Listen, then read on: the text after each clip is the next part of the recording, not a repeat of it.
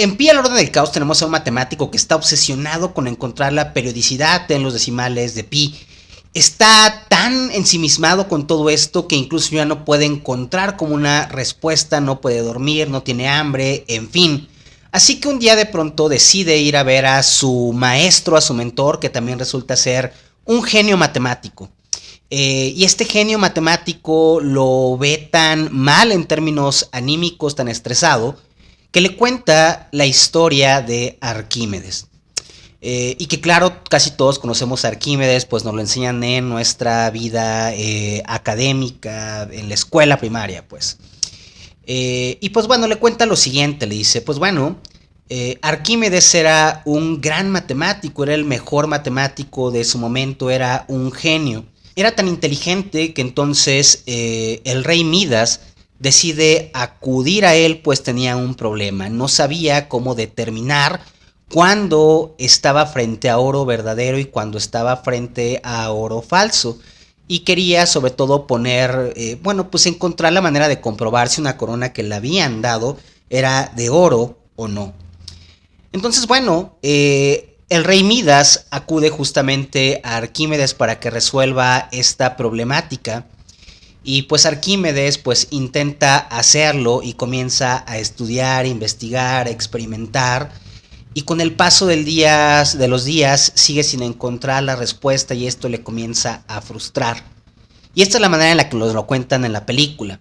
Y este matemático le dice a su alumno, ¿no? Dice, habría que imaginar lo que era para su esposa, ¿no? Porque este genio matemático pues vivía con su esposa que tenía que estar soportando todos estos malos humores, ratos, la preocupación con relación a su esposo. Así que en algún momento lo ve tan mal, tan frustrado, que le recomienda que se tome un momento y le dice, oye Arquímedes, ¿por qué no te metes a dar una ducha? ¿Por qué no te metes a la tina? ¿No? Creo que te ayudaría bastante. Y pues bueno, este genio termina por hacerle caso a su esposa y se mete a la tina. Y en ese momento tenemos este momento creativo, chingón, histórico que todos conocemos, ¿no? Arquímedes entra a la tina y enseguida sale de esta gritando, Eureka, Eureka, lo he descubierto, ¿no? ¿Qué es lo que descubre? Pues justamente descubre la fórmula para calcular el desplazamiento. Pues una vez que se mete a la tina, pues justamente se alza el nivel del agua, ¿no? Y pues bueno, eso también es una manera justamente para poder determinar si lo que tenemos frente a nosotros es oro verdadero o no lo es. Así que este genio matemático le dice a este alumno suyo, le dice, ¿cuál es la moraleja de toda esta historia? Y su alumno responde, pues que no importa lo frustrado que estés, si tú sigues, digamos, ahí va a haber el momento en el que tú vas a conseguir el resultado que buscas. Y el maestro le dice, mal, la moraleja aquí es que tienes que escuchar a tu esposa, ¿no? Le dice, porque eso es lo que hace Arquímedes. Y lo que la esposa significa al interior de esta historia es un cambio de perspectiva. Eh, y este cambio de perspectiva es lo que genera que Arquímedes pueda encontrar la respuesta a este problema que estaba tratando de resolver. Y esto, digo, con algunas cositas que nos pueden sonar incluso mal, digamos, como de todo este relato, creo que hay algo muy valioso de comprender que es el valor del cambio de perspectiva frente a una problemática. Tener un cambio de perspectiva, posicionarnos ontológicamente, epistemológicamente en un punto diferente con relación al objeto, con relación al problema que estamos tratando de resolver, siempre nos va a brindar una nueva visión, una nueva manera de acomodarnos frente al problema y quizá justamente esa razón de esto que podemos avanzar.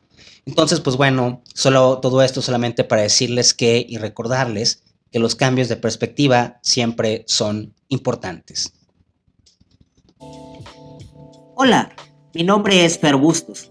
Bienvenidos a un nuevo episodio de Filosofía Pop. un podcast donde más allá de explicar conceptos o autores en términos académicos, intentamos propiciar una reflexión filosófica desde lo que acontece en la cultura popular. Filosofía pop. Hola, ¿qué tal? Muy buenos días, muy buenas tardes, buenas noches. Bienvenido a otro episodio más de Filosofía Pop. Ya los tenía por acá un poco abandonados, pero en fin, la chamba y otras cosas de la vida adulta que pues bueno, me dificultan justamente darle continuidad, pero intentaré retomarlo en la medida de lo posible. Entonces, por lo menos les prometo un episodio al mes. Intentaré que sea cada 15 días, pero pues bueno, no me quiero comprometer realmente a nada. En el episodio de hoy quiero hablar con ustedes sobre el tema de la creatividad. ¿Qué significa ser una persona creativa y por qué queremos ser creativos? Entonces podamos ir comenzando. Cada vez, y claro, todo esto lo quiero tocar por lo siguiente. Me interesa hablar acerca de esto de la creatividad porque cada vez me parece más frecuente encontrarnos con libros y materiales que nos invitan a ser mejores en cualquier ámbito de nuestra vida. Y no solo eso, sino que por todos lados hay gurús de diferentes metodologías que nos enseñan a ser más disciplinados, más productivos, espirituales, cómo conseguir dinero, cómo ser exitosos y también cómo ser creativos. Es fácil encontrarnos con notas, por ejemplo, con titulares que dicen cosas como 10 hábitos de la gente exitosa, rica, inteligente. Y de manera automática siempre he pensado que lo primero que haría toda esta gente, es decir, la gente exitosa, rica e inteligente, frente a este tipo de artículos, sería, por supuesto, no dar clic sobre el link, ¿no? Claro, estas personas hipotéticas pueden ser demasiado vanidosas o bien simplemente entrar a leer las tonterías que se dice, pero creo que, vamos, una persona que se considera a sí misma quizá como rica no entraría a leer esto porque pues perdería más tiempo entrando a leerlo que el dinero que está generando mientras lo hace, ¿no? En fin, esta es la percepción que tengo en la actualidad con mucho contenido que promete vendernos o enseñarnos, por decirlo de una manera más amable, a ser personas creativas. Solo hay una forma de ser creativo. ¿Cómo se ve un creativo o qué es lo que hace un creativo? He de confesar que me parece terrible lo que los publicistas le han hecho a esta palabra. De pronto la gente dice creativo y piensan en publicistas, gente de marketing que trabajan en agencias, siendo que en muchos casos me parecen las personas menos creativas. Basta contratar con alguna agencia y ver su proceso creativo para corroborarlo. Cuando escucho creativo o creativa, lejos de pensar en esto de la publicidad, más bien pienso en las personas que se dedican a escribir, investigar, diseñar casas, muebles, componer música, hacer arte, pensar. Pero también cuando pienso en estas personas y en la historia, es cuando reafirmo que muchos de esos libros y artículos que nos venden en la actualidad son una estafa creada para generar la percepción de que se está yendo por un camino que de seguir por ahí se puede lograr eso que nos intentan vender. Muchos de estos contenidos dibujan el proceso creativo de una manera esquemática, estructurado, limpio, espiritual y por supuesto burgués. La mejor manera de ser creativo es poner en orden tus prioridades, darte el tiempo para permitirte ser creativo. Cuida tus horas de sueño, despierta temprano para que puedas tener una mañana tranquila y puedas escuchar el sonido de los pajaritos sin mucha distracción. Mantén tu canal de recepción de información abierto. Convive con la naturaleza, medita, siente el mundo, la tierra, su energía. Haz yoga, vuelve a meditar, resuena los cuencos tibetanos para estar alineado de los chakras y vibrar correctamente. Y prueba y crea. ¿Quiénes, de verdad, quiénes pueden tener todo ese contexto que les posibilite crear, pasar por ese proceso creativo? Y que por eso justamente anteriormente decía que todo esto a veces me suena como excesivamente y terriblemente burguesa. Es como una idea plana, acartonada y burguesa con relación al proceso creativo. Pienso en la historia, en cómo Beethoven, por ejemplo, Se dice que la habitación donde componía era terrible. Se dice que era un lugar sucio, que el orinal estaba siempre lleno debajo del piano, que había platos con restos de comida por toda la casa, polvo sobre el piano, ropa tirada. Hubo quien no podía creer que tales obras compuestas por Beethoven, y que claro, hoy en día se tienen como alta cultura, y que toda esta gente excesivamente mamadora siempre busca contraponer como piezas de Beethoven con relación al reggaetón, porque wow, alta cultura y wow, qué chingonería, ¿no? Qué proeza, ¿no? Pero pensémoslo desde ese contexto que les estoy contando, ¿no? Que el lugar donde Beethoven componía tenía todas estas características. Por supuesto, en la época hubo quien no podía creer que tales obras compuestas por Beethoven fueran compuestas en tal contexto de desorden y de suciedad. Sobre esto, el primatólogo Franz de Waal menciona la asunción de que el proceso y producto deben parecerse. A ver, es decir, es que me encontré con esta idea de Beethoven justamente leyendo a este primatólogo Franz de Waal. Y él decía que esta cosa que de pronto les parecía rara a la gente que no lograba hacer como este clic entre la habitación de Beethoven y lo que componía, era a razón justamente de que se cree en muchos momentos que el proceso y el producto deben parecerse, ¿no? A lo que quiero llegar es que si solo se observa el producto del proceso creativo, para muchos será fácil pensar que surge de una situación ordenada, limpia, estructurada, que permite que el pensamiento emerja, cuando lo cierto es que no hay una manera cerrada y única de hacer que el proceso creativo dé resultados. Es decir, no porque la obra de Beethoven la sintamos de una determinada manera, quiere decir que el proceso por el cual se llegó ahí deba de ser igual que eso que se nos presentó. Seguramente hay personas que pueden crear siguiendo la metodología empleada por Rick Rubin, pero la más de las ocasiones, los artistas, los escritores, los diseñadores, tienen otros procesos no tan pulcros, porque lo que importa es el mismo proceso y la creación. Pienso en Kant, que según se dice nunca salió de Königsberg, la ciudad donde nació y donde muere, y sin embargo creó todo un corpus filosófico que cambió la historia y el modo en que construimos el conocimiento. Estamos rodeados de frases que simulan ser una lección de vida, como esas que dicen que viajar te hará ser más sabio y te quitará lo racista, o bien que si tienen todo en orden podrás crear. Esto es una mentira, ¿no? No tiene necesariamente que ser de esta forma.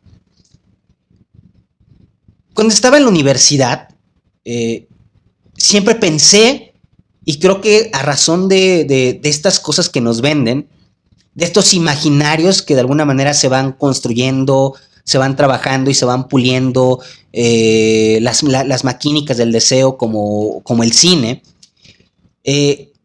Cuando estaba en la universidad, pensaba que yo necesitaba un estudio fregón para poderme sentar a escribir, ¿no? Como una cabañita, un chingo de libros, un cigarrito prendido, que si un whisky, que si una chimenea, todo muy en orden, ¿no? A veces pensaba que para poder escribir necesitaba forzosamente tener eso, siendo que lo único que necesitaba era comenzar a hacerlo aún con mi desorden, con mi procrastinación, desvelado, desmañanado, sin bañarme, crudo, borracho. Y es que, contrario a lo que pensaba, no necesitaba ese espacio de ensueño para crear, porque de alguna manera es como si nos enseñara a tener como desprecio a ese desorden que puede implicar en algunas ocasiones el estar atravesado por el ejercicio creativo, ¿no? Pienso que la relacionalidad que se ha construido entre toda la espiritualidad New Age y la creatividad es una excesivamente superficial que atiende a la creación lisa, a la que no es disruptiva, a la que no nos lleva a lugares nuevos, sino a darle palmaditas al can. La mayoría de las personas creativas a lo largo de la historia no lo hicieron de esa manera, por ejemplo, como nos lo cuenta Rick Rubin. Por más que tenga una disquera chingona, ¿no? La realidad es que a lo largo de la historia muchas personas creativas lo hicieron pues drogados, borrachos, otros en medio de la pobreza, otros con dolor, con resentimiento, ¿no? Y no es que esta sea la única forma válida, pero sí creo que es una muestra de lo falaz que es lo que se nos quieren vender. Este proceso creativo excesivamente New Age, excesivamente burgués, excesivamente blanco, acartonado, que creo que simplemente es como una receta, pues, como para que nosotros pensemos que estamos atendiendo a la creatividad, cuando la creatividad es algo, me parece, más emocionante, más misterioso y muchísimo más incierto. El proceso creativo, me parece, es variado. A veces necesitamos aburrirnos, a veces cambiar de perspectiva, pero sí, por lo menos tener una preocupación y una pregunta que nos dé dirección. En fin, simplemente quería como poner estas ideas sobre la mesa, como mencionaba al principio, porque me he estado encontrando con muchos materiales que promocionan estas ideas de creatividad. También he visto mucha gente compartir como estos libritos que pues que son un tanto como libros de autoayuda y que nos hacen sentir que estamos haciendo algo. Y creo que necesitamos y tenemos como la urgencia de discutir críticamente todas estas cosas, ¿no? Todas estas simulaciones, estos simulacros que constantemente nos rodean. Así que bueno, espero que para algo les sirva esto que acabo de conversar con ustedes, y de ser afirmativa su respuesta, pues por favor no se olviden de comentar, de darle like, de suscribirse y por supuesto de compartir. Les mando un abrazo a todas, todos, todes hasta donde estén, y que tengan bonita mañana, bonita tarde, bonita noche. Esto fue Filosofía Pop. Les saluda Fer Bustos.